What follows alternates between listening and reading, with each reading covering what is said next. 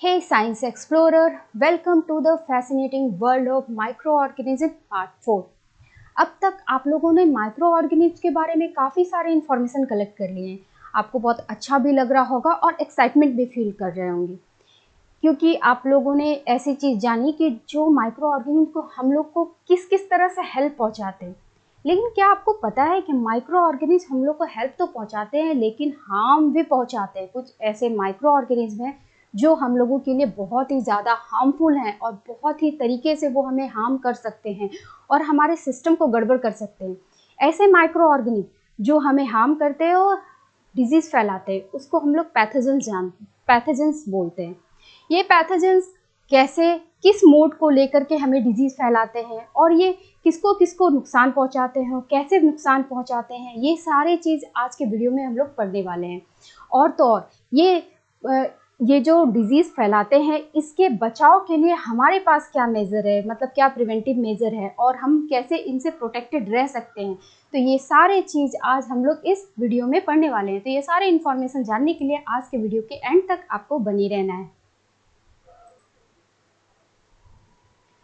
आज का लेसन शुरू करने से पहले एज यूजुअल एक छोटा सा रिकैप प्रीवियस वीडियो का। अगर आप लोग वो वीडियो देखे हैं तो अच्छी बात है, अगर नहीं देखे हैं तो कोई बात नहीं, आप जाइए और इस वीडियो को देखिए जो बहुत प्यार से बनाया है हमने।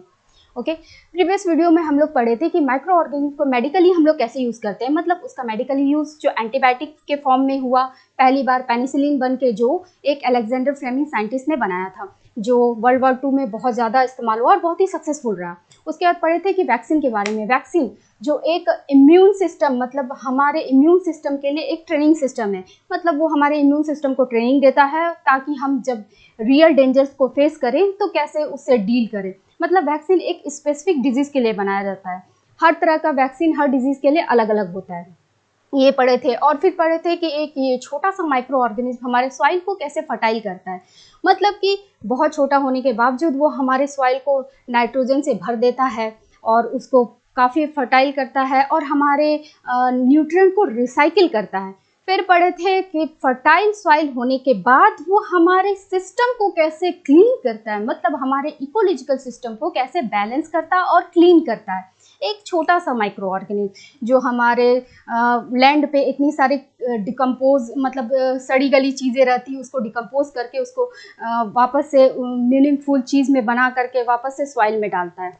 तो ये सारे चीज़ हम लोग प्रीवियस वीडियो में पढ़े थे, जो आप वहाँ पे जाइए और इसके बारे में डिटेल्स जानिए।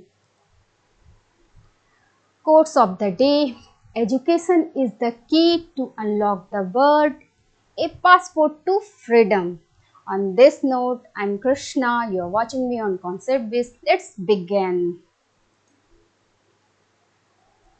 आज के क्लास में हम लोग पढ़ने वाले हैं हार्मफुल माइक्रो ऑर्गेनिज्म क्या होते हैं, फिर कौन कौन से माइक्रो ऑर्गेनिज्म ह्यूमन को हार्म करते हैं, मतलब डिजीज़ फैलाते हैं, फिर एनिमल्स में कौन कौन से डिजीज़ फैलाते हैं, ये पैथोजेंस, फिर प्लांट्स में कौन कौन से डिजीज़ फैलाते हैं, और ये फूड पॉइजनिंग क्या होता है। ये सारे चीज़ आज हम लोग डिटेल्स में पढ़ने वाले हैं।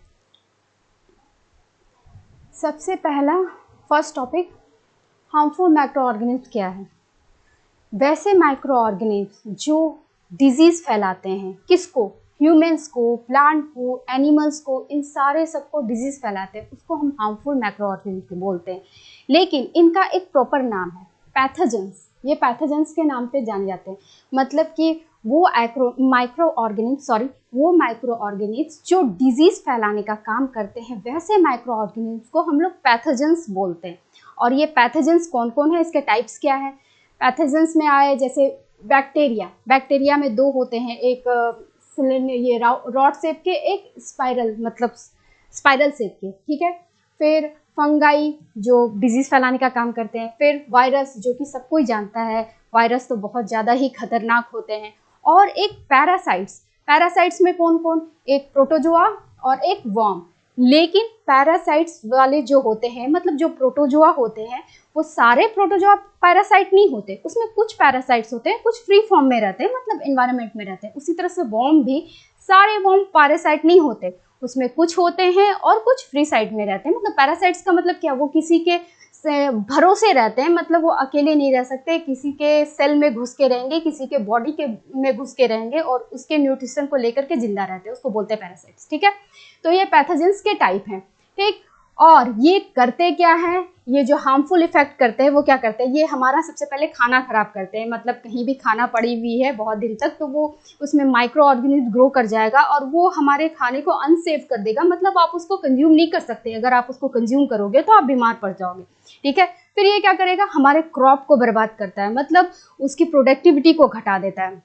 तब उसकी प्रोडक्टिविटी घट जाएगी, मतलब कितना नुकसान हो जाएगा। फिर ये ह्यूमन्स के हेल्थ को ख़राब करता है, ये तो अभी से पढ़ ही रहे हैं, डिजीज़ तो ये हमारे हेल्थ को ख़राब करेगा, एनिमल्स के हेल्थ को ख़राब कर सकता है, हमारे सिस्टम को पूरी तरह से बर्बाद कर सकता है। तो बहुत ख़तरनाक होते हैं ये पैथोजेंस, इनसे तो बच के रहना चाहिए, जो आगे हम लोग पढ़ेंगे कि प्रिवेंटिव मेजर क्या लेना चाहिए। अब हम लोग पढ़ेंगे कि ये पैथोजेंस एक्चुअली ह्यूमन्स को कौन कौन से डिजीज़ देते हैं, मतलब कैसे वो ह्यूमन्स को डिजीज़ ट्रांसमिट करते हैं या कैसे मतलब ह्यूमन्स को डिजीज़ पहुंचाते हैं। लेकिन इनको जानने से पहले हम लोग ये टर्म्स जानेंगे कि ये डिजीज़ क्या होता है, जो इतने देर से हम लोग रिपीट कर रहे हैं, डिजीज़ फैलाते हैं, डिजीज़ फैलाते हैं। तो ये डिजीज़ होता क्या है, आप इसको ऐसे समझिए, जैसे कि आपने बाइक खरीदी या मोटर खरीदा, कुछ भी खरीदा, कोई भी मतलब व्हीकल्स खरीदा, न्यू है, वेल ऑयल्ड मशीन है, ठीक है, आप उसको चलाते हो और वो आराम से चलती है, स्मूथली चलती है आराम से, और आपको बड़ा अच्छा लगता है जब वो स्मूथ चलती है। लेकिन कभी कभी क्या होता है कि उसमें कुछ प्रॉब्लम आ जाता है, वो रुक जाती है और आप परेशान हो जाते हो, है ना। तो ये डिजीज़ वैसा ही है। ये क्या करता है, हमारा जो सिस्टम होता है, जो नॉर्मल फंक्शनिंग करता है डे टू डे लाइफ में, तो वो नॉर्मल फंक्शन को डिस्टर्ब करता है, उसको डिसरप्ट करता है, उसको रोक देता है, उसमें प्रॉब्लम क्रिएट करता है। मतलब इससे हमको क्या होता है, हमको अनकंफर्टेबल फील होता है, हमको अच्छा फील नहीं होता है, हम अपने आप को कमज़ोर समझते हैं। तो ये डिजीज़ है। मतलब डिजीज़ एक स्टेट है, एक तरह का कंडीशंस है जो हमारे बॉडी के नॉर्मल फंक्शंस को रुकावट करता है, मतलब रोक देता है, प्रॉब्लम करता है, डिस्टर्ब करता है। तो इसको हम डिजीज़ कहते हैं। और डिजीज़ क्या करता है, हमारे बॉडी पार्ट्स को हार्म करता है। मतलब वो बॉडी पार्ट्स कुछ भी हो सकता है, आपका सेल हो सकता है, टिश्यू हो सकता है, कोई ऑर्गन हो सकता है। तो ये हुआ एक डिजीज़ का एक स्टेट। अब हम जानेंगे कि डिजीज़ कैसे कैसे होते हैं। तो डिजीज़ एक्चुअली 4 तरह के होते हैं। एक इन्फेक्शियस डिजीज़, वैसे डिजीज़ जो फैलते हैं, कैसे, एक पर्सन से दूसरे पर्सन को हो जाता है, जैसे कि ट्यूबरक्लोसिस हुआ, कोविड-19 हुआ, जो रिसेंट सबको ही झेला है, सब लोगों ने इसको अच्छे से झेला है, इसलिए इसके बारे में पता होगा सब लोगों को, ठीक है। ये इन्फेक्शियस डिजीज़ हुआ। और एक होता है नॉन इन्फेक्शियस डिजीज़, वैसे डिजीज़ जो किसी से फैलते नहीं हैं, मतलब अगर किसी आदमी को वो डिजीज़ हुआ भी है तो भी कोई प्रॉब्लम नहीं, वो फैलने वाला डिजीज़ नहीं है। जैसे कि डायबिटीज़ एक ऐसी बीमारी है जो छूने से या किसी के कांटेक्ट में आने से फैलती नहीं है, ठीक है। और एक होता है क्रोनिक डिजीज़ क्या हुआ, जैसे कि वैसा डिजीज़ जो लंबे समय तक चलने वाला है, मतलब लॉन्ग ड्यूरेशन वाला डिजीज़, जिसको आप कंट्रोल कर सकते हो, ख़त्म नहीं कर सकते। मतलब आप प्रिवेंटिव मेजर लेके या मेडिसिन लेकर के उसको कंट्रोल कर सकते हो, लेकिन पूरी तरह से ख़त्म नहीं कर सकते अपने शरीर में। वो आप जब जाओगे तभी आपके साथ जाएगा। तो वैसा डिजीज़ हुआ, जैसे कि आप बोल सकते हो अस्थमा, वो ऐसा डिजीज़ है जिसको आप मतलब कुछ मेडिसिन या मेडिकेशन लेकर के आप उसको कंट्रोल कर सकते हो, लेकिन ख़त्म नहीं कर सकते हो। ये हुआ क्रोनिक डिजीज़। और एक हुआ शॉर्ट टर्म वाला डिजीज़, शॉर्ट ड्यूरेशन वाला डिजीज़, जो तुरंत हुआ और आपका 1-2 दिन में ख़त्म हो गया, जैसे कि कॉमन कोल्ड हुआ, फ्लू हुआ, ये सारे चीज़ जो होते हैं और 4-5 दिन में ठीक हो जाते हैं। तो ये डिजीज़ के कैटेगरीज हैं, ठीक है। तो अब हम लोग पढ़ेंगे कि कम्युनिकेबल डिजीज़ क्या है। जो अभी हम आपको बताएं इन्फेक्शियस डिजीज़, एक्चुअली वही है ये कम्युनिकेबल डिजीज़। इसको हम इन्फेक्शियस डिजीज़ के नाम से जाना जाता है। मतलब ये क्या करता है, एक दूसरे से मतलब फैलता है। मतलब किसी एक पर्सन को हो गया, अगर कोई एक पर्सन कंटामिनेटेड है तो दूसरे पर्सन के कांटेक्ट में आएगा तो दूसरे पर्सन को भी वो डिजीज़ हो जाएगा, ठीक है। या फिर किसी एनिमल को हो गया, अगर किसी एनिमल को डिजीज़ है, वो ह्यूमन को भी डिजीज़ मतलब फैला सकता है। मतलब एनिमल से भी ह्यूमन को डिजीज़ हो सकता है। और या फिर इन्वायरमेंट से भी डिजीज़ हो सकता है, मतलब इन्वायरमेंट से भी ह्यूमन को डिजीज़ हो सकता है। मतलब ये ऐसा है कम्युनिकेबल डिजीज़। अब इसके एग्जाम्पल क्या है, जैसे कि कोलेरा हुआ। कोलेरा कैसे होता है, कंटामिनेटेड वाटर की वजह से। अगर कोई वाटर है वो कंटामिनेटेड है ठीक है, क्योंकि वाटर अगर आप कहीं से भी पियोगे, आपको तो पता नहीं है, आप वो माइक्रोस्कोप लेकर के तो नहीं गए हो कि भाई इसमें माइक्रो ऑर्गेनिज्म है या नहीं है, वो हम चेक कर रहे हैं। तो अगर वाटर आपका सही नहीं है, कंटामिनेटेड है, तो क्या करोगे आप? अगर उसको पी लिए तो आप बीमार पड़ोगे कि नहीं? तो कोलेरा उसी की वजह से फैलता है, मतलब गंदे पानी की वजह से। ठीक है, एक होता है कॉमन कोल्ड। ये क्या होता है, ये कैसे फैलता है?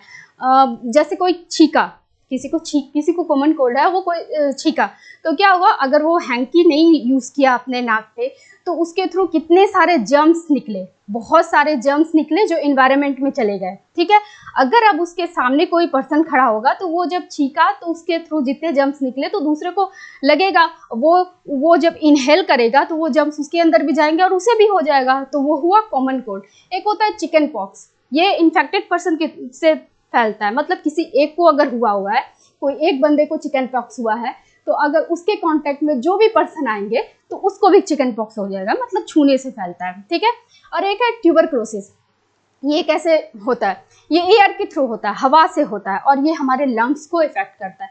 तो ये सारे डिजीज हैं, कम्युनिकेबल डिजीज, और भी हैं आगे जो हम आपको अभी नेक्स्ट स्लाइड में बताने वाले हैं। अभी हम लोग पढ़े प्रीवियस में कि मतलब कि कम्युनिकेबल डिजीज़ क्या क्या मतलब क्या है, और फिर वो कौन कौन से डिजीज़ हैं जो कम्युनिकेबल डिजीज़ हैं। लेकिन ये जो कम्युनिकेबल डिजीज़ फैलाते हैं पैथोजेंस, वो काम कैसे करते हैं? वो क्या करते हैं एक्चुअली, वो हमारे बॉडी के अंदर जाते हैं। जब हमारे बॉडी के अंदर जाते हैं तो हमारे इम्यून सिस्टम पे कब्जा करते हैं। फिर क्या होता है, वो हमारे इम्यून सिस्टम पे कब्जा किए तो हमारा नॉर्मल फंक्शन डिस्टर्ब हो गया, मतलब हमको बीमारी जैसा फील होने लगता है, मतलब हमारे वो टिश्यू को डैमेज करता है। एक्चुअली वो क्या करता है, अंदर जा करके कुछ ऐसा हार्मफुल टॉक्सिन प्रोड्यूस करता है जो हमारे टिश्यू को ही डैमेज कर देता है, तो जिससे हमें बीमारी जैसा फील होने लगता है। तो ये ऐसे पैथोजेंस काम करते हैं। तो लेकिन ये ऐसे काम करते हैं, लेकिन ये फैलाते कैसे हैं डिजीज़ को, किस किस मोड से लेकर के? जैसे अभी हम आपको प्रीवियसली बताया कि ये कैसे फैलाते हैं। पहले डायरेक्ट कॉन्टैक्ट से, मतलब वैसा डिजीज़ जो टच होने से फैलता है, वो डायरेक्ट कॉन्टैक्ट से फैलाते हैं। मतलब अगर किसी को वो इन्फेक्टेड डिजीज़ है, मतलब कम्युनिकेबल डिजीज़ है, तो वो अगर दूसरे पर्सन को मतलब छुएगा तो उसको हो जाएगा। या फिर कोई इन्फेक्टेड जगह है, मतलब कोई सरफेस है जहाँ पे वो हार्मफुल माइक्रो ऑर्गेनिज्म है, उसको भी टच करेगा तो भी वो बीमार पड़ जाएगा। तो या फिर एनिमल से पर्सन टू पर्सन फैलेगा, या फिर एनिमल से एनिमल्स को है और वो पर्सन से कांटेक्ट में आया तो वैसे फैलेगा, या कंटामिनेटेड जगह को छूने से फैलेगा, मतलब डायरेक्ट कांटेक्ट से, मतलब उसमें टच का जरूरत होता है, वैसे फैलता है। दूसरा है एयर बॉन्ड्स के थ्रू, मतलब वैसे बीमारी जो एयर में चली जाती है, जैसे एक एग्जांपल दिए, खांसना, मतलब बात करना, जैसे किसी को कोल्ड हुआ, कफ हुआ, वो खांसा, तो बहुत सारे माइक्रो ऑर्गेनिज्म जो हार्मफुल माइक्रो ऑर्गेनिज्म एयर में आ गए। अब उस एयर को जो भी इनहेल करेगा तो उसको भी वो प्रॉब्लम हो जाएगा। या फिर कोई बात कर रहा है, कोई इन्फेक्टेड पर्सन बात कर रहा है, वो किसी से बात कर रहा है और अपने फेस पे मास्क नहीं लगाया, तो भी उसके थ्रू बहुत सारे जर्म्स निकलेंगे और वो एयर में चले जाएंगे, तो फिर उस तरह से भी वो मतलब कंटामिनेटेड हो जाएगा। ठीक है, फिर है एक कंटामिनेटेड फूड और वाटर खाने से, मतलब वैसे फूड जो कंटामिनेटेड है, मतलब ये उसमें ऑलरेडी, मतलब बासी खाना जिसको बोलते हैं, स्टेल फूड जिसको बोलते हैं, आप 2-3 दिन तक छोड़ के रख दिए हो और वो खा रहे हो, तो वो एक तरह से उसमें बहुत सारे माइक्रो ऑर्गेनिज्म आ गए। ठीक है, हार्मफुल माइक्रो ऑर्गेनिज्म आ गए। अब उसे खाओगे या उस पानी को पियोगे जो कंटामिनेटेड पानी है, तो बीमार पड़ोगे, तो उससे भी आपको बीमारी होगा। ठीक है, और एक है जो इम्पोर्टेंट है, वेक्टर से। वेक्टर क्या होता है? जो डिजीज फैलाने का काम करता है, एक बस या ट्रेन का काम करता है। अब आपको कहीं जाना होगा यहाँ से दिल्ली, तो आप उड़ के तो नहीं चले जाओगे ना, उसके लिए कुछ यूज़ करोगे। क्या यूज़ करोगे? ट्रेन, बस, जो भी। ऑब्वियसली दिल्ली जाने के लिए हम लोग तो ट्रेन ही यूज़ करेंगे क्योंकि वो लंबा डिस्टेंस है। उसी तरह से वेक्टर वही काम करता है, मतलब अब कोई भी जगह पे बीमारी फैला तो उसको उड़ करके कहीं और जगह वो बीमारी फैला दिया। जैसे मॉस्किटो वेक्टर का एक एग्जाम्पल हुआ, फ्लाई वो भी वेक्टर का एग्जाम्पल हुआ, क्योंकि मलेरिया हुआ, डेंगू हुआ, ये सब कैसे फैलता है? वेक्टर के थ्रू, मॉस्किटो के थ्रू, तो वो हुए वेक्टर। तो ये सारे डिजीज फैलाने के मेथड हैं जो पैथोजेंस यूज करते हैं दूसरों को डिजीज फैलाने के लिए। तो अब आप लोग वेक्टर्स के बारे में जान गए। तो वेक्टर्स का मतलब अभी जो हम एग्जाम्पल दिए कि जैसे कि बोले कि उड़ के तो नहीं जा सकते, ऐसा उसको गलत सेंस में मत लीजिएगा। उड़ के नहीं जाने का मतलब हम लोग ऑफकोर्स दिल्ली फ्लाइट से जा सकते हैं, लेकिन हमको ये बताना था कि मॉस्क्यूटो और मतलब फ्लाई के थ्रू भी डिजीज़ फैलता है। मतलब कोई पर्सन यहाँ पे इन्फेक्टेड है तो अगर उसको मॉस्क्यूटो काटा, फिर वो भी मॉस्क्यूटो में वो डिजीज़ आया, फिर वो उड़ करके दूसरे बंदे को जो दूसरे जगह है वहाँ पे काटेगा तो उसको भी डिजीज़ फैल जाएगा। ये कहने का सेंस था। तो ये था वेक्टर, ये था तरीका जो पैथोजेंस किस तरीके से मतलब डिजीज़ फैला रहे थे, ठीक है, वेरियस मोड जो ट्रांसमिट कर रहे थे। अब आपके पास ये है जो आपके एनसीईआरटी के बुक में दिया गया है, मतलब ह्यूमन डिजीज़ जो ये पैथोजेंस फैलाते हैं, कैसे कैसे फैलाते हैं वो देखिए। पहला है ट्यूबरक्लोसिस, जो आपको पहले बताए थे, ये बैक्टीरिया के थ्रू फैलता है और इसका मोड ऑफ ट्रांसमिशन एयर है, मतलब हवा में इसका बैक्टीरिया रहता है। जिसको भी ट्यूबरक्लोसिस है वो खांसेगा तो उसका जो जर्म्स है वो एयर में आ जाएगा और फिर उसके बाद वो उसके थ्रू फैलता है, ठीक है। इसके लिए हम प्रिवेंटिव मेजर क्या लेंगे कि ऐसे पेशेंट को हमको कंप्लीट आइसोलेशन में रखना चाहिए, मतलब उसके कांटेक्ट में कोई ना आए, उसको कंप्लीट आइसोलेशन में रखना है। इसका मतलब ये नहीं कि आप उससे बात नहीं कर सकते, बस उससे बात करने के लिए मतलब वो प्रिवेंटिव मेजर यूज़ किया जाता है। आप उसके कांटेक्ट में ना आए, वो जहाँ पे खांस रहे हैं उस एरिया में ना आए, बल्कि कंप्लीट आइसोलेशन में रखना है, ठीक है। और फिर उसको मतलब सुटेबल वैक्सीन्स दिलाना चाहिए ताकि ये बीमारी पूरी तरह से वो कंट्रोल हो जाए, ठीक है। तो ये था ट्यूबरक्लोसिस के बारे में। फिर है एक मलेशियस, ये वायरल डिजीज़ है, मतलब वायरस से फैलता है, ये भी एयर के थ्रू फैलता है। इस केस में भी, ऐसे केस में भी पेशेंट को आइसोलेशन में रखना चाहिए और जो पर्सन इन्फेक्टेड है वो दूसरे पर्सन के कांटेक्ट में नहीं आए, मतलब उसके कांटेक्ट से दूर ही रहना चाहिए। और इसके लिए भी सुटेबल एज होता है वैक्सीनेशन का, वो वैक्सीन लेना चाहिए। फिर नेक्स्ट है चिकन पॉक्स। चिकन पॉक्स भी वायरल डिजीज़ है, ये भी एयर से फैलता है या कांटेक्ट से फैलता है, मतलब या तो एयर में या तो किसी के कांटेक्ट में आने से। ऐसे पेशेंट को भी आइसोलेशन में रखना चाहिए और साफ़ सफाई का खासकर ध्यान रखना चाहिए ताकि गंदगी ना हो।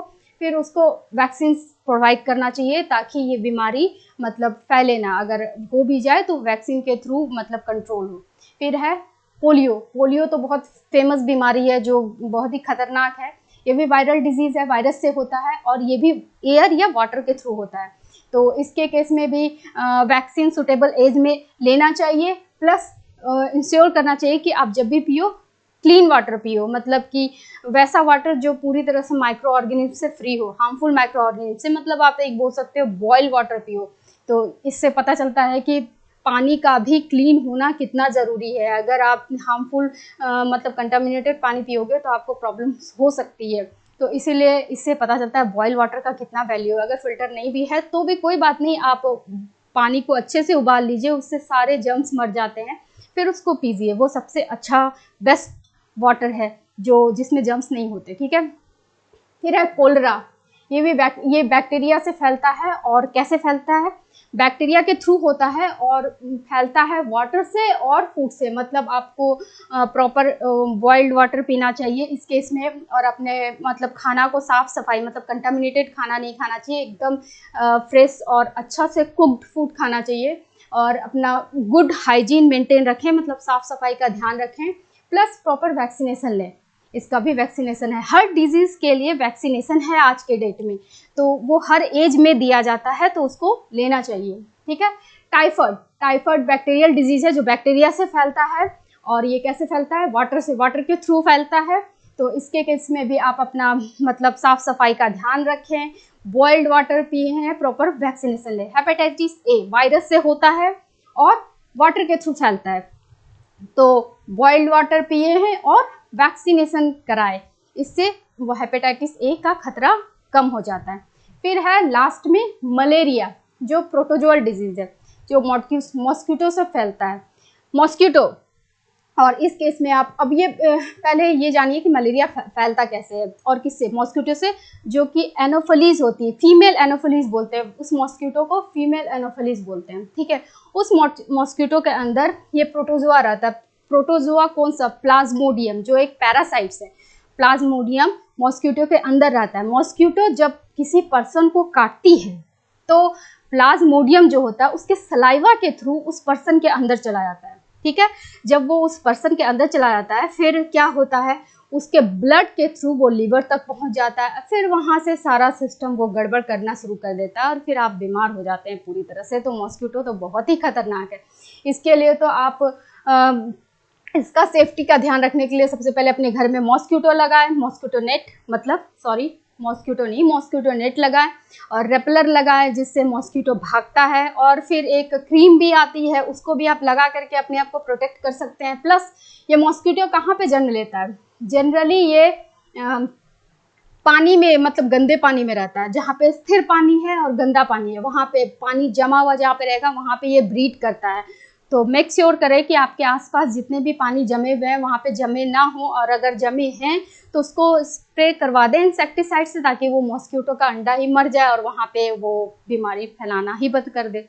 तो ये सारे प्रिवेंटिव मेजर है जो आप इस सारे बीमारी से बचने के लिए यूज़ कर सकते हैं, ताकि आप बीमार ना पड़ें और आप सेफ और हेल्दी रहें, क्योंकि ये पैथोजेंस बहुत ही डेंजरस है जो आपको बहुत ही तरीके से हार्म कर सकते हैं। इतने तरह के बीमारी आ चुके हैं, आप प्रॉपर वैक्सीनेशन कराएं और अपने आप को हेल्दी रखने के लिए जो जो प्रिवेंटिव मेजर है उसको ले। और आपको अब बीमारी के बारे में पता चल गया कि क्या क्या होने से कौन कौन फैलने वाला बीमारी है, कौन से कॉन्टेक्ट के आने पे बीमारी फैलता है, कौन छींकने से भी एयर में चला जाता है, कौन वाटर से फैलता है। तो वो सारे प्रिवेंटिव मेजर ले ताकि आप बीमार ना पड़े। अब हम लोग पढ़ेंगे एनिमल में कौन कौन से डिजीज पाए जाते हैं।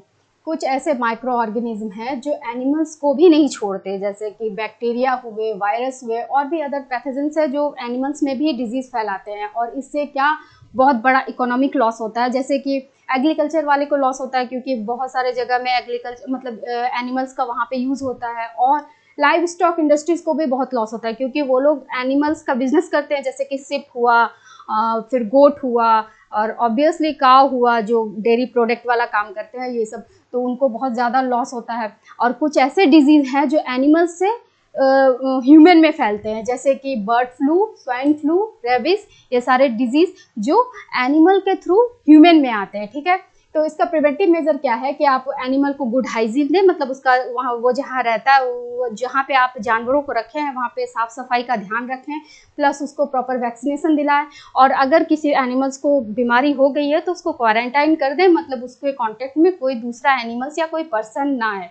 तो जो डिजीज़ जो आपके एक्चुअली सिलेबस में है जो एनिमल्स को है, एक एंथ्रैक्स है, एक फुट एंड माउथ डिजीज़ है। तो इसके बारे में डिटेल्स जानते हैं। तो एंथ्रैक्स डिजीज़ क्या है, ये बहुत ही डेंजरस डिजीज़ है और फैलने वाला डिजीज़ है। ये बैक्टीरिया से होता है, बैक्टीरिया का नाम है बैसिलस एंथ्रेसिस। इस बैक्टीरिया के थ्रू होता है जो मतलब एनिमल्स को इफ़ेक्ट करता है। ये बैक्टीरिया क्या करता है, एक पोर्स क्रिएट कर देता है, पोर्स क्रिएट कर देता है और ये इसके स्किन पे ऐसे ब्लैक कलर का दिखेगा ये। और ये जनरली मैक्सिमम हार्बीवोरस एनिमल को होता है, जो घास फूस खाने वाले एनिमल है, जैसे कि काव हुआ, गोट हुआ, ये सारे एनिमल्स को ये ज़्यादातर होता है। तो ये बहुत ही खतरनाक है और ये बीमारी ह्यूमंस को भी फैल सकता है। हालांकि उसका बहुत ही डेंजरस साइड इफ़ेक्ट है, लेकिन ये रेयर केस है, ये उतना नहीं होता। तो जो भी एनिमल्स को ये एंथ्रैक्स डिजीज़ होता है उसको बिल्कुल प्रिवेंटिव मेजर के तौर पे आइसोलेशन में रख देना चाहिए और इसको प्रॉपर वैक्सीनेशन और इसके हाइजीन का ध्यान रखना चाहिए। ये एंथ्रैक्स डिजीज़ सबसे पहले डिस्कवर किए थे रॉबर्ट कोच ने। वो एक लाइव स्टॉक थी में जा कर के इस डिजीज़ का डिस्कवरी किए थे। फिर दूसरा है फुट एंड माउथ डिजीज़। ये एक वायरल डिजीज़ है, मतलब वायरस के थ्रू होता है। और इस डिजीज़ में क्या होता है कि ये खासकर वो हुफ वाले एनिमल्स को होता है, जिसके पैर में हुफ लगे होते हैं, जैसे कि सिप हुआ, गोट हुआ, कैटल हुए, ये सारे हुफ वाले एनिमल होते हैं, उसको ज़्यादातर होता है। इस डिजीज़ में क्या होता है कि एनिमल्स के जीभ पे छाले पड़ जाते हैं ऐसे, और मुंह पे भी छाले पड़ जाते हैं। जो भी एनिमल इस डिजीज़ से संक्रमित होता है उसको फीवर आएगा, फिर वो उसके मतलब मुँह से लार गिरता रहेगा क्योंकि उसमें बहुत ही पेन होता है। तो पेन से वो चल नहीं पाएगा और वीकनेस फील होगा उसको। और ये बहुत ही मतलब इन्फेक्शियस डिजीज़ है, फैलने वाला डिजीज़ है, मतलब एक एनिमल से दूसरे एनिमल को आराम से ये फैल जाता है। ये डिजीज़ कपड़े में भी कैरी हो सकता है, कपड़े में, शूज़ में, मतलब पर्सन के इस तरह से ये ट्रांसमिट कर सकता है। तो जो भी एनिमल्स को ये फुट एंड माउथ डिजीज़ है, इसको भी क्वारंटाइन रखना चाहिए और इसका भी हाइजीन का ध्यान रखना चाहिए, प्लस प्रॉपर वैक्सीनेशन कराना चाहिए। तो ये दो डिजीज़ है जो बहुत ही डेंजरस है। एनिमल का डिजीज़ है एंथ्रेक्स और दूसरा फुट एंड माउथ डिजीज़। अब हम लोग पढ़ेंगे जो प्लांट में डिजीज़ होता है। कुछ ऐसे माइक्रो ऑर्गेनिज्म हैं जो प्लांट को भी नहीं छोड़ते, मतलब उसमें भी डिजीज़ फैलाते हैं। वो बहुत सारे प्लांट्स हैं जैसे कि वीट हुए, राइस हुए, पोटैटो हुए, शुगर केन हुए, ये सारे प्लांट्स को डिजीज़ मतलब डिजीज़ हो जाता है। जैसे कि ये डिजीज़ इस डिजीज़ की वजह से प्लांट की प्रोडक्टिविटी घट जाती है। इससे बहुत सारा एग्रीकल्चर लॉस होता है, क्योंकि हम लोग को मतलब प्लांट जब उतना प्रोड्यूस नहीं कर पाएगा तो ऑब्वियसली उसकी कैपेसिटी कम हो जाएगी। ठीक है। और ये डिजीज़ कैसे फैलता है? सिर्फ ह्यूमन को ही ऐसा नहीं है कि डिजीज़ फैलता है, प्लांट्स को भी मतलब डिजीज़ फैलता है, जैसे कि एयर से, वाटर से, सॉइल से, इंसेक्ट से, सीड से। ये सारे ट्रांसमिशन मोड होते हैं जो माइक्रो ऑर्गेनिज्म प्लांट को भी मतलब डिजीज़ फैलाते हैं। ठीक है। और इसका प्रिवेंटिव मेजर क्या है कि आप प्रॉपर केमिकल का छिड़काव करें ताकि ये डिजीज़ फैले ना और ये माइक्रो ऑर्गेनिज्म किल हो जाए। तो एक एक करके आप प्लांट के डिजीज़ के बारे में जानते हैं। अब है सिट्रस कैंकर, मतलब प्लांट्स में जो डिजीज़ हैं एक एक करके उसके बारे में जानते हैं। तो पहला है सिट्रस कैंकर। ये बहुत ही इन्फेक्शियस डिजीज़ है, मतलब फैलने वाला डिजीज़ है। और ये सिट्रस प्लांट्स को होता है। जितने भी सिट्रस प्लांट है जैसे कि ऑरेंज हुआ, लेमन हुआ, लाइम हुआ, ग्रेप्स फ्रूट हुआ, मतलब कि जितने सिट्रस स्पीसीज है उसको ये होता है। इसमें क्या होता है कि इनिशियल स्टेज में क्या होगा कि एक छोटा सा दाना बनेगा, ऐसा एक छोटा सा स्पॉट बनेगा, फिर वो धीरे धीरे बढ़ते जाएगा। ये ब्राउन कलर का स्पॉट होता है छोटा सा, फिर अगर इसको कंट्रोल नहीं किया गया तो ये बढ़ते जाएगा। और इसका आउटर लेयर जो होता है येलोइश कलर का है, जैसे ये आपको फिगर में दिख रहा है। पहले अंदर में छोटा सा ब्राउन, ऊपर से येलोइश कलर का कवर होता है। पहले पत्ता में होगा, फिर फ्रूट में होगा, फिर टहनी में होगा। मतलब आप अगर इसका कंट्रोल नहीं किए, इसमें छिड़काव नहीं किए, इसका केमिकल्स डाल करके इसको नहीं हटाए तो ये पूरा ट्री में ही फैल जाता है और पूरे ट्री को बर्बाद कर देता है। मतलब इसके प्रोडक्टिविटी को घटा देगा। जैसे ट्रीज़ के प्रोडक्टिविटी घट जाएंगे, उसके क्वालिटीज़ भी घट जाएंगे, मतलब फ्रूट का क्वालिटी भी घट जाएगा। आपके घर में जब लेमन आएगा तो आप उसमें चेक कीजिएगा, आपको ये ईजिली दिख जाएगा। मतलब लेमन में जो ब्राउन कलर का ऐसा ऐसा दिखेगा तो वो एक्चुअली सिट्रस कैंकर वाला बीमारी ही है उस प्लांट को। ठीक है। इसका ट्रांसमिशन मोड क्या है? एयर। ये एयर से फैलता है, मतलब एयर में ये इंसेक्ट बैक्टीरिया मतलब इंसेक्ट के थ्रू फैल जाएगा एयर में, या फिर वो जहाँ पे ये ह्यूमंस की वजह से भी फैलता है ये बीमारी ट्रीज को। ठीक है। तो ये सिट्रस कैंकर बहुत ही खतरनाक बीमारी है, इससे तो छिड़काव करना चाहिए और बचना भी चाहिए। और हाँ, सिट्रस कैंकर जो होता है एक बैक्टीरिया से फैलता है और बैक्टीरिया का एक फेवरेबल क्लाइमेट है, मतलब वार्म क्लाइमेट। इसको फैलने के लिए वार्म क्लाइमेट, मॉइस्ट क्लाइमेट चाहिए। तो जहाँ पे बरसात का मौसम ज़्यादा रहता है, जहाँ पे बारिश जहाँ पे पड़ता है, वहाँ पे तो ये डिजीज़ फैलने का बहुत ज़्यादा चांसेस रहता है। ठीक है। तो ये था सिट्रस कैंकर के बारे में। अब हम लोग पढ़ेंगे दूसरा बीमारी है जो प्लांट को होता है, वो रस्ट ऑफ व्हीट। ये डिजीज़ एक्चुअली व्हीट प्लांट को होता है। ये डिजीज़ फंगाई से होता है, ये एक फंगल डिजीज़ है और फंगाई से फैलता है। इसका ये फंगस क्या करता है, व्हीट प्लांट के लीफ को, स्टीम को और उसके स्पाइक को सबको कंटामिनेट कर देता है और ये बढ़ते जाता है। और ये रेडिश ब्राउन कलर में होता है, ये आपको देख रहे होंगे, ये रेडिश ब्राउन कलर में होता है। ठीक है।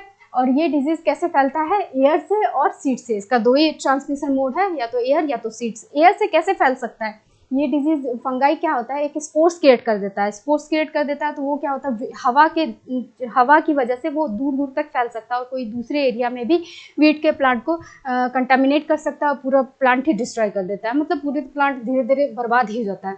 तो इसमें इसकी प्रोडक्टिविटी बिल्कुल घट जाती है और पूरी तरह से मतलब बहुत ही ज़्यादा एग्रीकल्चर लॉस होता है। जो भी मतलब जिस भी वीट में ये डिजीज़ फैल जाता है तो वो बिल्कुल डिस्ट्रक्शन हो गया, मतलब बर्बाद हो गया पूरी तरह से। तो ये था रस्ट ऑफ व्हीट के बारे में। अब हम लोग पढ़ेंगे लास्ट वन प्लांट डिजीज़ का, येलो वेन मोइसिक ऑफ भिंडी या ओकेरा। भिंडी को ओकेरा भी बोलते हैं।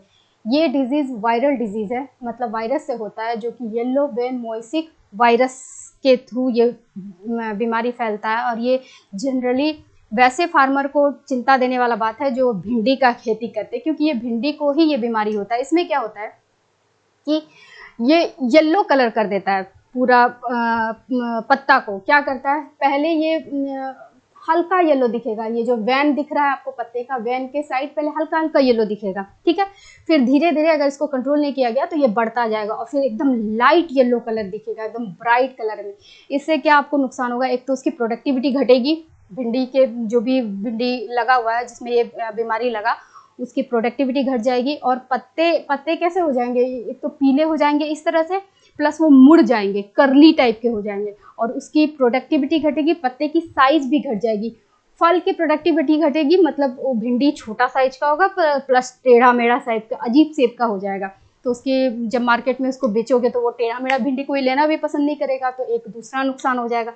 इसका ट्रांसमिशन मोड क्या है, इंसेक्ट, एक वाइट फ्लाई के नाम से एक इंसेक्ट है, वो इसको मतलब फैलाते हैं इस बीमारी को, मतलब उसके थ्रू वो कहीं भी दूसरी जगह, ये फील्ड में फैलने वाला बीमारी है तो आराम से वो फैल जाता है और किसी भी भिंडी को आराम से बर्बाद कर सकता है। तो बहुत ही डेंजरस डिजीज़ है, इसका प्रिवेंटिव मेजर लेना चाहिए, नहीं तो पूरी भिंडी बर्बाद हो जाएगी।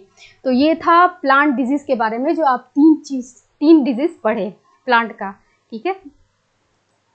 एक चीज़ आपको बताना ही भूल गए, ये मोइसिक जो नाम है, मोइसिक एक्चुअली क्यों नाम रखा गया, मोइसिक एक पैटर्न है, आर्ट का एक पैटर्न है। उसमें क्या किया जाता है कि डिफरेंट कलर को यूज़ करके एक पैटर्न क्रिएट किया जाता है, तो इसीलिए इसमें भी, इस पत्ते में भी उसी तरह का कुछ पैटर्न बन जाता है, इसीलिए इसको मोइसिक नाम दिया गया, येलो वैन मोइसिक ऑफ भिंडी, मतलब ये बीमारी उसी की वजह से, मतलब इसका जो पैटर्न बन जाता है उसी की वजह से इसका नाम दिया गया, ठीक है। अब नेक्स्ट टॉपिक पे चलते हैं, फूड पॉइजनिंग, जो कि सबसे कॉमन बीमारी है, मतलब मैक्सिमम लोगों को ये बीमारी हुई होगी, फूड पॉइजनिंग।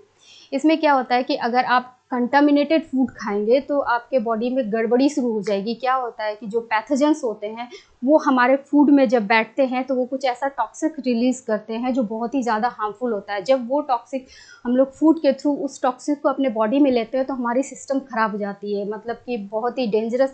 ऐसे ये सबको इसको कैजुअल लेते हैं पर ये कैजुअल नहीं है, ये डेंजरस हो सकता है, मतलब बहुत ज़्यादा नुकसान नहीं करता। जिसकी इम्यूनिटी सिस्टम बहुत अच्छी है वो तो सर्वाइव कर लेते हैं, लेकिन जिसकी इम्यूनिटी सिस्टम वीक है तो वो तो भाई निकल लेंगे अगर इसको सीरियसली नहीं लेंगे तो।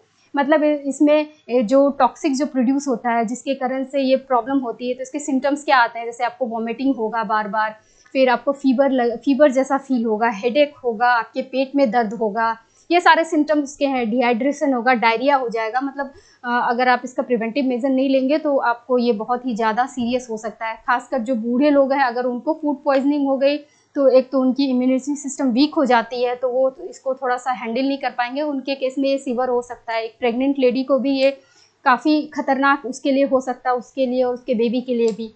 जो मिडिल एज के लोग हैं अगर उनमें से किसी की इम्यूनिटी सिस्टम सही नहीं है तो उसके लिए ये सीवर केस हो सकता है। बाकी सब ये नॉर्मल है, इतना हैक्टिंग मतलब इतना ज़्यादा डेंजरस नहीं है, लेकिन उनके लिए डेंजरस है जिसकी इम्यूनिटी सिस्टम सही नहीं है। इसीलिए फूड को तो हमेशा ढक करके रखना चाहिए ताकि वो माइक्रो ऑर्गेनिज्म्स में मतलब जितने पैथोजेंस हैं उसको बर्बाद ना कर सके, वो टॉक्सिक प्रोड्यूस ना कर सके और आप उससे बचे रहें, ठीक है।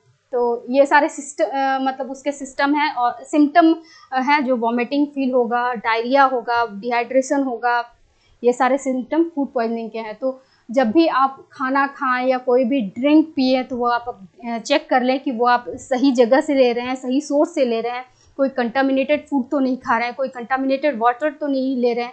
ये सारे प्रिकॉशंस रखिए तो आपको फूड पॉइजनिंग नहीं होगी। फूड पॉइजनिंग होने का और भी रीज़न हो सकता है, जैसे कि सिर्फ ये कंटामिनेटेड खाना मतलब ऐसे खाना रखा हुआ है सिर्फ उसी के थ्रू फूड पॉइजनिंग नहीं होता। जैसे कि हम लोग जो भी नॉनवेज खाते हैं क्या होता है, तो वो अगर उसको अच्छे से पकाएंगे नहीं, अनप्रोसेस्ड फूड खाएंगे तो उसके थ्रू भी मतलब वो माइक्रो ऑर्गेनिज्म उनके अंदर जा सकता है। इसीलिए प्रोसेस्ड फूड मतलब कुक्ड फूड खाएं, अच्छे से उसको पका लें। पोल्ट्री हुआ, फिर एग हुआ, मीट हुआ, किसी भी चीज़ का डेयरी प्रोडक्ट हुआ, ये सारे चीज़ को अच्छे से कुक कर ले, अच्छे से उबाल ले ताकि उसमें जो भी जर्म्स हैं, जो भी पैथोजेंस हैं सारे मर जाएं, ठीक है। और आप जब उसको कंज्यूम करें तो आपको हार्म ना हो, तो वो भी एक सोर्सेस है जिससे आपको फूड पॉइजनिंग हो सकती है। तो ये सारे चीज़ का ध्यान रखें, प्लस इसका भी ध्यान रखें जब आप खा रहे हैं तो आप प्रॉपरली अपने हैंड को वॉश करें। फिर खाना बना रहे हैं तो उस समय भी आप अपने हैंड को अच्छे से वॉश करें, क्योंकि सिर्फ खाने से ही नहीं होता है आपको फूड पॉइजनिंग। क्या होता है कि कभी कभी आपके बर्तन में भी वो माइक्रो ऑर्गेनिज्म चिपके रहते हैं, तो आप उसको भी ठीक से साफ़ नहीं करोगे तो भी आप बनाने समय उस फूड को कंटामिनेट कर दोगे। और अपने हाथ भी साफ़ नहीं रखोगे तो भी आप अपने फूड को कंटामिनेट करोगे। तो मतलब बहुत सारे सोर्स है फूड पॉइजनिंग के, तो आप ये सब चीज़ का ध्यान रखें और फूड पॉइजनिंग से बचे रहें। ठीक है, तो ये था फूड पॉइजनिंग के बारे में। अब आपसे प्रीवियस क्लास में एक क्वेश्चन पूछे थे जो आपको एज ए होमवर्क दिए थे कि बैक्टीरिया कैसे फूड पॉइजन करता है, फिर उस ह्यूमन को कैसे वो नुकसान पहुंचाता है, उसका साइंटिफिक रीज़न, ये फूड पॉइजनिंग क्या है, ऐसा क्वेश्चन पूछे थे। तो होप आप इसका आंसर खोज लिए होंगे, लेकिन फिर भी हम आपको बोले थे हम बताएंगे, इसीलिए इसका बताते हैं कि बैक्टीरिया वो जो फूड पॉइजनिंग होता है बैक्टीरिया के थ्रू, वो कोई भी सोर्स हो सकता है उसका, कि आप प्रोसेस्ड फूड मतलब आप फूड लाए वो भी कंटामिनेटेड हो सकता है, या फिर आपका सॉइल जहाँ से आप फूड मतलब जो फूड ले रहे हैं मतलब जिससे जो भी रॉ चीज़ ले रहे हैं वो ही कंटामिनेटेड हो, या फिर आपका यूटेंसिल्स कंटामिनेटेड हो, जिसमें आप बना रहे हो वो कंटामिनेटेड हो। मतलब कोई भी सोर्स बैक्टीरिया का हो सकता है जो आपको फूड को पॉइजन पहुंचा सकता है। तो इस केस में क्या करना चाहिए कि आप प्रॉपर अगर आप जो रॉ चीज़ लाए, जो भी खाना आपका जो भी है, जो आप रॉ चीज़ खरीद के लाए, जैसे मीट हुआ या फिर कोई पोटैटो हुआ या कुछ भी हुआ, तो उसको आप जो पका रहे हैं सही तरीके से नहीं पकाएंगे तो भी उसमें जर्म्स रहेगा। क्या करता है कि बैक्टीरिया जो होता है आप उसमें क्या होता है, जब वो किसी भी फूड में जाएगा तो जब आप वो उसमें क्या करेगा, टॉक्सिक रिलीज करेगा। वो टॉक्सिक, आप खाना तो बना लिए, ठीक है, खाना बना लिए, अच्छे से बना लिए, लेकिन क्या हुआ कि बैक्टीरिया तो मर गया लेकिन वो टॉक्सिक उस फूड में रहेगा, और वो आप जब खाओगे तो आपको डिजीज़ हो जाएगा, मतलब आप उससे आपको फूड पॉइजनिंग हो जाएगा, तो आप बीमार पड़ जाओगे, और ये बहुत ही हाई लेवल का होगा, मतलब रिस्की होगा। तो इसीलिए बोलता है कि आप मेक श्योर करें कि आपका खाना कंटामिनेटेड ना हो, मतलब कम से कम उसमें बैक्टीरियल इन्फेक्शन ना हो, जो आप खाना खरीद रहे हो उसमें ना हो। अगर है भी तो फिर आप उसको अच्छे से प्रॉपरली कुक करें, प्लस आपके यूटेंसिल्स भी आपका होता है कि आप उसको भी ठीक से साफ़ किए हो कि नहीं किए हो, उसमें भी बैक्टीरिया हो सकता है। प्लस अब जब वो वहाँ से अगर क्लियर है तो आप जब खाना खा रहे हो तो आप अपने बर्तन को धोए हो कि नहीं धोए हो, उसमें भी बैक्टीरिया हो सकता है। मतलब इस तरह से बैक्टीरिया कहीं भी हो सकता है। तो आपको ये सारी चीज़ का प्रिवेंटिव मेजर यही है कि आपको देखना चाहिए कि आप कोई बीमारी वाला चीज़ तो नहीं ला रहे हो। कोई अगर पोल्ट्री वाला चीज़ खरीद रहे हो तो कोई उसमें बीमारी वाला ही चीज़ नहीं खरीद रहे हो ना, वो तो कम से कम सेफ़ है। फिर आपको चेक करना चाहिए कि आप जब खाना जब बना रहे हो तो आप अपने हाथ ठीक से साफ़ किए हो कि नहीं किए हो, और अपने बर्तन को ठीक से साफ़ किए हो कि नहीं, जिस सरफेस पे फूड को रख रहे हो वो सरफेस साफ़ है कि नहीं है। ये सारे चीज़ प्रिवेंटिव मेजर में आते हैं, जो आप उसको चेक करो और उसको प्रॉपरली वॉश करो ताकि उसमें बैक्टीरिया ना हो। तो ये रीज़न है कि आप इस तरह से भी फूड पॉइजनिंग आपको हो सकता है, सिर्फ एक सिंपल खाना खाने से या वो कंटामिनेटेड फूड खाने से नहीं, मतलब इस सोर्स से बैक्टीरिया आकर के आपके बॉडी में इफेक्ट कर सकता है। तो आप ये सारे चीज़ का ध्यान रखो और प्रॉपरली चीज़ों को खरीदो, देख करके खरीदो कि इसमें किसी भी तरह का प्रॉब्लम ना हो, और जब बनाओ तो वो भी ध्यान रख के बनाओ, क्योंकि बैक्टीरिया का ग्रोथ का टेम्परेचर होता है 40 डिग्री फ़ारेनहाइट से 140 डिग्री फ़ारेनहाइट तक। ये उसका मतलब फेवरेट टेम्परेचर होता है ग्रो करने का, मल्टीप्लाई करने का, तो वो आराम से इस टेम्परेचर में ग्रो करते हैं। तो आप उसको प्रिवेंटिव मेजर में फ्रिज में रख सकते हो, तो बैक्टीरिया का जो ये टेम्परेचर के बियॉन्ड रहेगा तो वो उसमें स्लो ग्रोथ करेगा, मतलब ग्रोथ तो उसमें भी करेगा लेकिन स्लो ग्रोथ करेगा। मतलब आप उसको बचा सकते हो, तो उसको खा सकते हो, मतलब उसको प्रिवेंटिव मेजर यूज़ करके। तो ये था फूड पॉइजनिंग का, मतलब बैक्टीरिया जो मतलब फूड पॉइजनिंग करते हैं, बीमारी फैलाते हैं, ये रीज़न। ठीक है, तो ये था प्रीवियस क्लास का आंसर। आज का लेक्चर इतना ही था, और आज के लेक्चर के अकॉर्डिंग आपके लिए एक क्वेश्चन है जो आप अपने घर में कीजिएगा, और इसको एफर्ट्स लगा के कीजिएगा और ऑनेस्टली कीजिएगा। क्वेश्चन है कि इमेजिन कीजिए कि आप और आपके फ्रेंड किसी पिकनिक पे गए हैं, ठीक है, और एंजॉय कर रहे हैं। अचानक से आपके किसी फ्रेंड को फूड पॉइजनिंग हो गया, तो आपको उप्स, क्वेश्चन सेम हो गया, मतलब थोड़ा सा डिफरेंस है, कोई बात नहीं, फिर भी आप इसको कीजिएगा। तो आपको सोर्स पता करना है, बताना है कि किस सोर्स से उसको फूड पॉइजनिंग हुआ होगा, और उसके क्या प्रिवेंटिव मेजर लेने चाहिए उसके लिए, ठीक है। उस इंसिडेंट के जो भी इंसिडेंट हुआ उस इंसिडेंट में कौन से प्रिवेंटिव मेजर लेने चाहिए, इसको आप मतलब ऑनेस्टली कीजिएगा, एफर्ट्स लगा के कीजिएगा। वैसे हम इसका प्रीवियस आंसर कर चुके हैं, शायद क्वेश्चन रिपीट हो गया लेकिन उतना भी रिपीट नहीं हुआ, आप इसको फिर से कर सकते हैं। ओके, तो हम लोग अब नेक्स्ट क्लास में पढ़ेंगे फूड प्रिजर्वेशन क्या होता है। अभी फूड पॉइजनिंग पढ़े तो नेक्स्ट क्लास में इसका प्रिजर्वेटिव मेजर बताएंगे, फिर नाइट्रोजन फिक्सेशन क्या होता है, नाइट्रोजन साइकिल क्या होता है, ये सारे टॉपिक्स हम लोग नेक्स्ट आने वाले वीडियोस में पढ़ेंगे।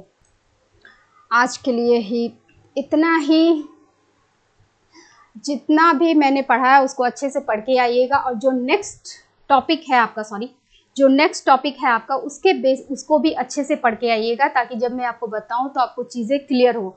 और नेक्स्ट टॉपिक के बेसिस पे आपको एक क्वेश्चन दे रहे हैं जो आप ऑनेस्टली कीजिएगा, ठीक है। क्वेश्चन है कि क्यों कुछ फूड को रेफ्रिजरेशन की ज़रूरत होती है, मतलब कुछ फूड को हम रेफ्रिजरेशन में रखना ज़्यादा प्रीफर करते हैं, मतलब उसको रखना चाहिए, और कुछ फूड हमको रूम टेम्परेचर में रखना होता है, ठीक है।